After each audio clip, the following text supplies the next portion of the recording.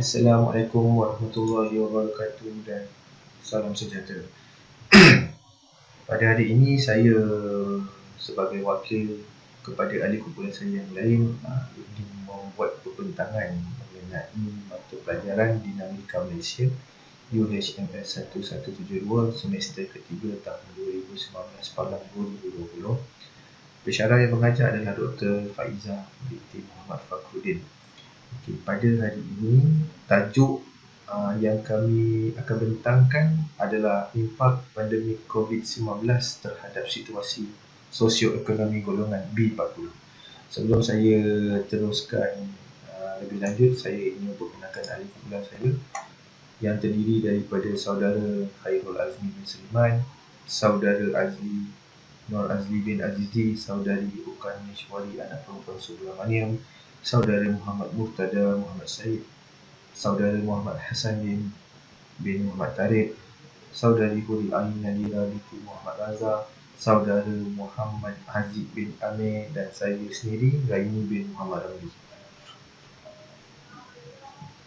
Okay, seterusnya saya akan pergi ke pendahuluan dulu. Okay, seperti sudah maklum, pandemik COVID adalah merupakan sejenis penyakit jangkit yang sedang berlaku tahun ni lah.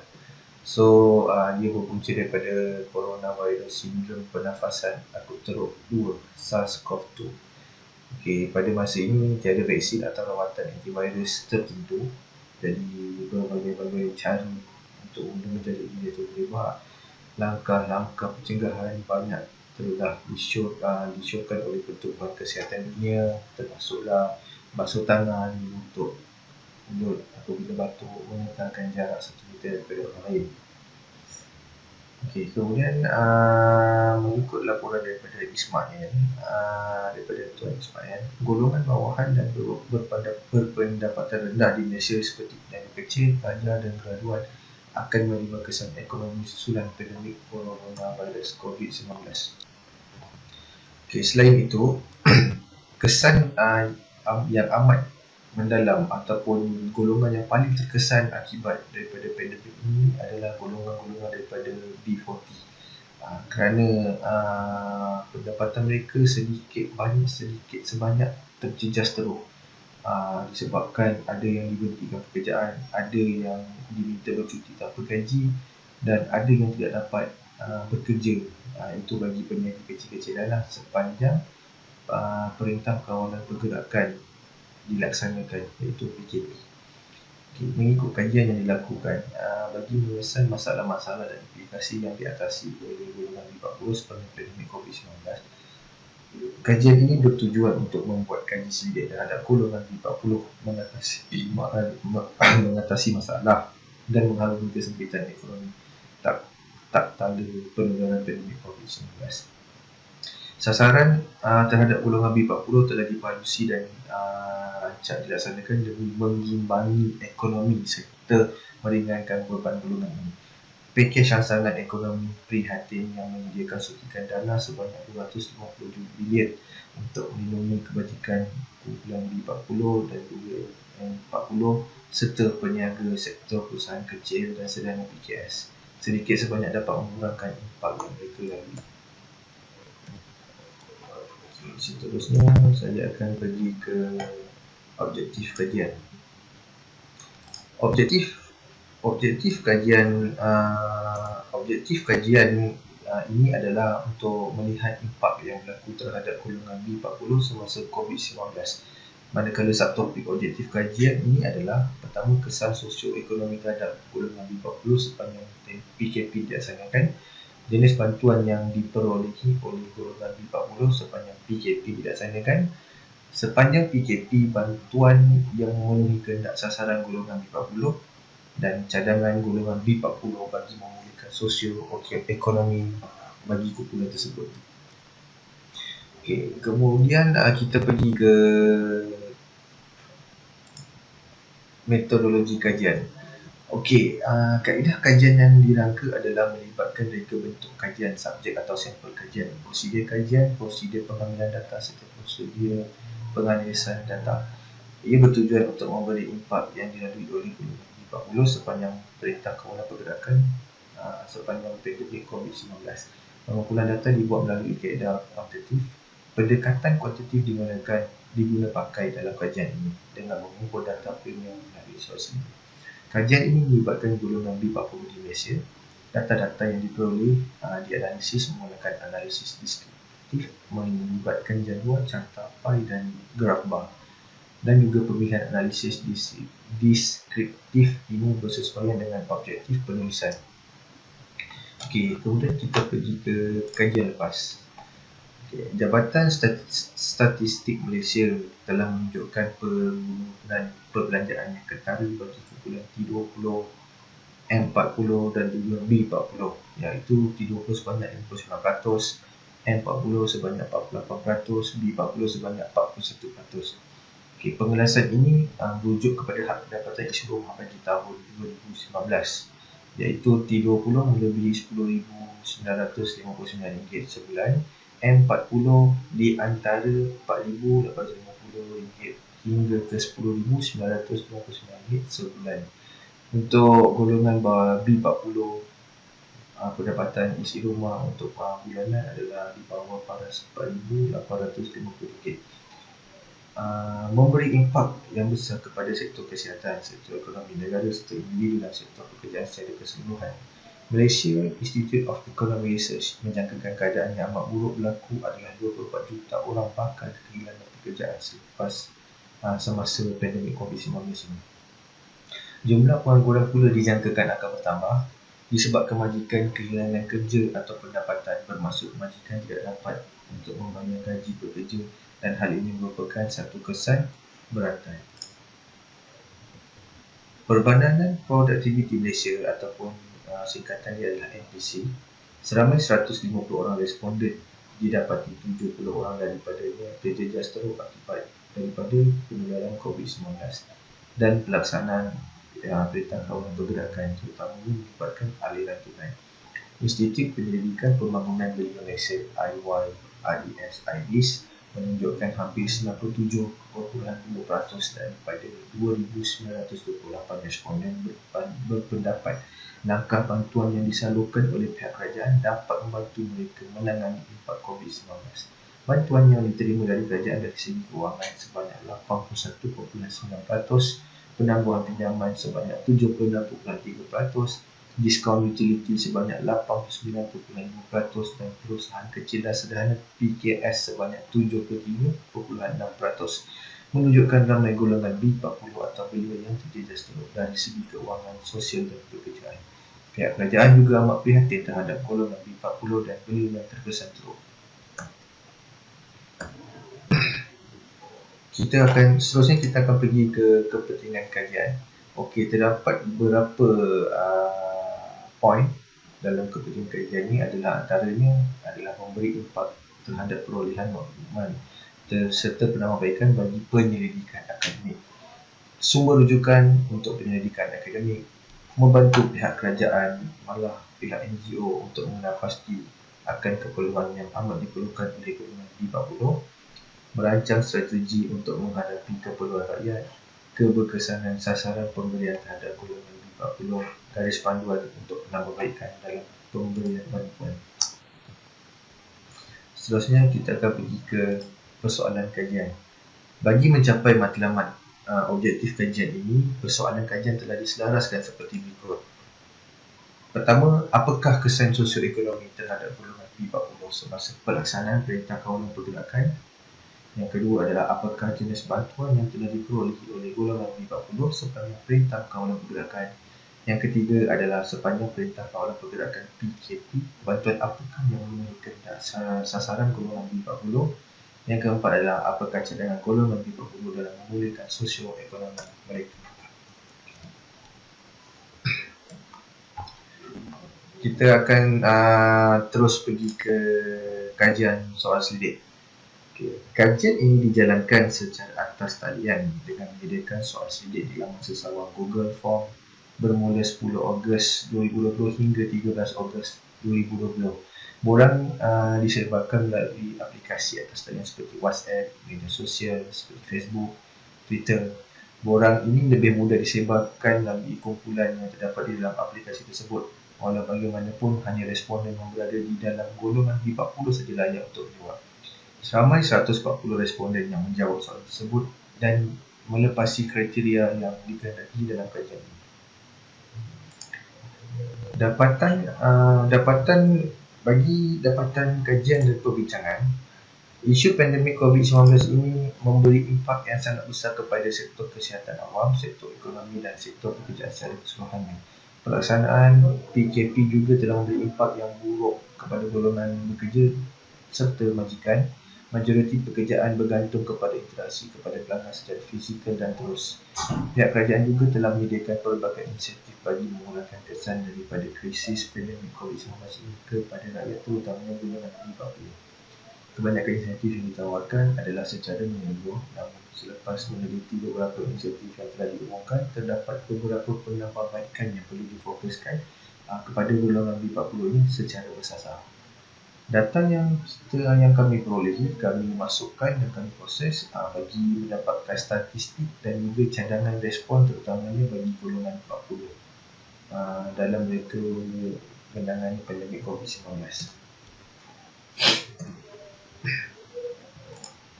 Okay, bagi prosedur kajian, responden diminta memberikan jawapan mengikut kategori soalan yang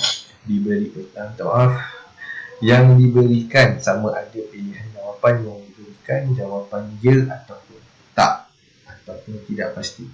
Responden juga diberikan ruang untuk memberikan sebarang cadangan bagi menangani pandemik COVID-19 terhadap sosioekonomi golongan B40.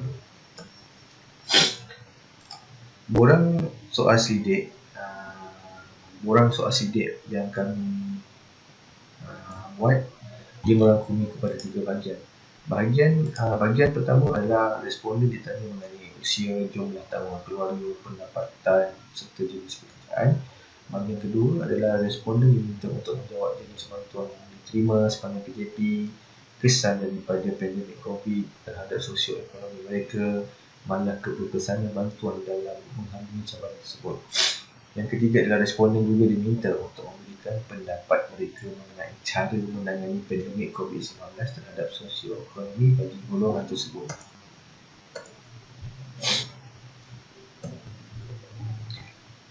Kita akan lihat profil responden. Okay, seramai 140 orang responden yang terdiri daripada penduduk tempatan telah disoal selidik.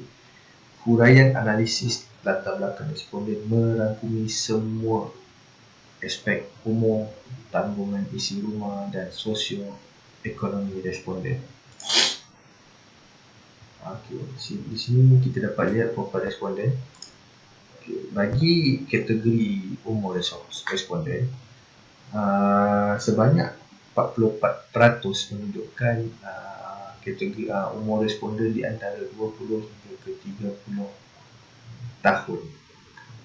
Bagi 35%, bagi usia 31 hingga 40 tahun. 20% adalah berusia antara 41 hingga 40 dan 1% berusia 51 hingga 59 tahun. Tanggungan isi rumah bagi responden adalah berdasarkan graf yang dapat disimpulkan bahawa majoriti golongan B40, iaitu selama 31 responden menunjukkan 22.1% mempunyai tanggungan isi rumah. Ini kerana majoriti yang terlibat dalam kajian ini merupakan golongan usia dari 20 hingga 30. Kebanyakannya sudah berkahwin dan hanya mempunyai 3 orang tanggungan sahaja, manakala tanggungan isi rumah kedua tertinggi adalah seramai 2 dan 4 orang. Malah terdapat juga 5 responden 34% mempunyai tanggungan isi rumah yang agak ramai, iaitu 8 orang atau lebih daripada itu kalau kita lihat di sini. Okay.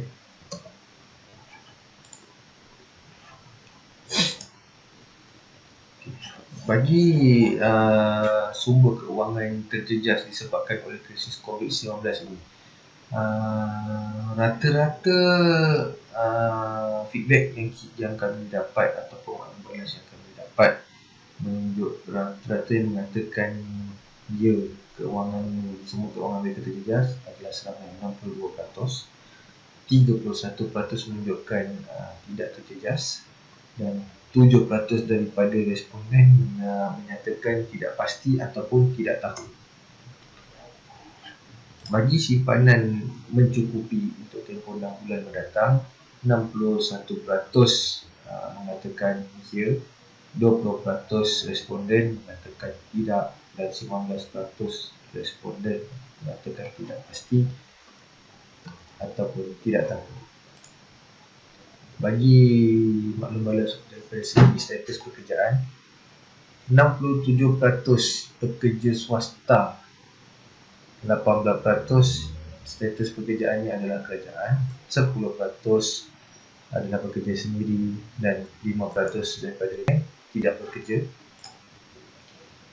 Cara mereka bekerja sewaktu Perintah Kawalan Pergerakan dilaksanakan, iaitu PKP, 49% responden menyatakan mereka bekerja di rumah, 10% responden mengatakan mereka cuti tanpa gaji, 10% responden mengatakan mereka kehilangan pekerjaan, dan 31% responden mengatakan pengurangan waktu bekerja. Seterusnya kita lihat bagi simpanan mencukupi untuk menangani isu pandemik COVID-19. Kalau kita dapat nilai rajah ni, 19% responden mengatakan ya, 60% mengatakan tidak, 21% mengatakan tidak pasti ataupun tidak tahu. Seterusnya, jangka masa bertahan sekiranya isi rumah kehilangan kesemua punca, termasuk ketua keluarga hilang pekerjaan ataupun ibu dan bapa hilang pekerjaan.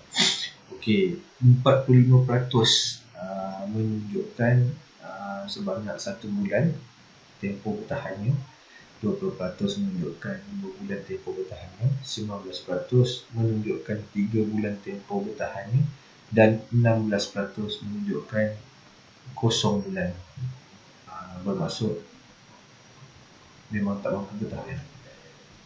So, seterusnya kita akan pergi ke tinjauan insentif bantuan daripada pihak kerajaan terhadap golongan B40. Lain-lain bantuan program yang diterima, antaranya adalah bantuan pelajar IPT secara one-off sebanyak RM200. 10 orang responden yang terima. Jadi 13% responden menerima penangguhan pembayaran balik pinjaman Perbadanan Tabungan Pendidikan Tinggi Nasional, iaitu PTPTN. 5% daripada responden menerima program pengakalan pekerjaan. 2% responden menerima bantuan tunai kepada pemandu e-hailing secara one-off sebanyak RM500. 1% responden menerima bantuan tunai sebanyak RM600 secara one-off kepada pemandu teksi, pemandu bas pelancong, pemandu pelancong, dan pemandu beca yang berdaftar. 7% menerima bantuan MySalam untuk kumpulan B40 yang terjejas akibat COVID-19. 6% menerima pengecualian dan penangguhan bayaran sewa rumah dan premis perniagaan, dan 70% menunjukkan tiada bantuan yang diterima. Adakah anda tahu tentang pakej rancangan ekonomi prihatin rakyat? 84% responden mengatakan ya, mereka tahu, dan 16% daripada jumlah responden menyatakan tidak, mereka tidak tahu tentang bantuan. Antara jenis bantuan pakej prihatin yang diterima, sebanyak 63% responden menerima moratorium pinjaman sepanjang 6 bulan bermula daripada April hingga September 2020. 51% menerima KWSP, Skim Al-Lestari Pengeluaran. 54% responden menerima bantuan prihatin nasional BPN untuk golongan B40 dan golongan F40. 17% responden menerima penurunan kadar salur manuver kerana share pekerja daripada 11% kepada 7% untuk KWSP. 15% baki kakitan bantuan kakitan kerajaan dan pesara kerajaan secara one-off sebanyak RM500. 3% responden menerima pengeluaran prapesaraan dari FMB skim persaraan swasta PRS sehingga RM1,500 tanpa sebab penalti cukai. 54% responden menerima diskaun bil elektrik sehingga 50%. 11 responden menerima RM100 tambahan untuk penerimaan bantuan sara hidup. 7% responden menerima allowance khas kepada parliner. 57% menerima internet percuma sebanyak 1 GB setiap hari dan 70% responden nyatakan tidak menerima bantuan. Okey, bagaimanakah inisiatif di bawah prihatin memberi kesan kepada anda dan keluarga? Sebanyak 71.7% memberi maklum balas iaitu positif. 22.5% memberi maklum balas tiada perubahan dan bakinya adalah menunjukkan tak ada negatif, tak ada perubahan. Okey, seterusnya kesukaran yang dihadapi akibat daripada Perintah Kawalan Pergerakan PKP. 39% responden mengatakan tiada jaminan pekerjaan. 18% kualiti pendidikan. 68% dari segi kos hidup. 37% dari segi perlindungan sosial. 18% dari segi perkhidmatan dan kemudahan awam. 10% dari segi jenayah dan keselamatan awam. 7% dari segi kebebasan rumah tangga. 2% dari segi masalah sosial seperti penyalahgunaan dadah dan lain-lain. 53% dari segi keadaan ekonomi negara dan 8% tiada.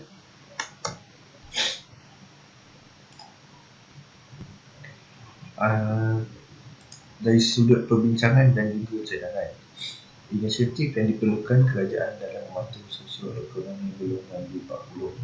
Bantuan tunai menunjukkan sebanyak 72%, kemudahan pembiayaan dan penambahan pembayaran pinjaman 66%, peluang pekerjaan dan perniagaan 70%, pengecualian cukai contohnya cukai perkhidmatan, cukai pendapatan sebanyak 59%, tidak perlu membeli bantuan yang lebih 3%, lain-lain 4%.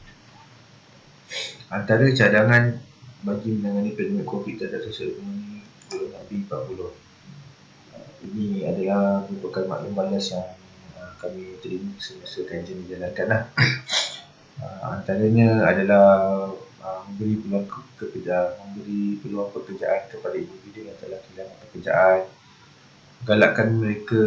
galakkan kepada mereka yang terjejas sebuah peralatan untuk menceburi dalam bidang perniagaan atas talian, galakkan terhadap peniaga atas talian dengan mengadakan kursus internet pemasaran, menyumbang adik-adik keusahawanan dan bantuan modal bagi memulakan peniaga kecil dan lain-lain.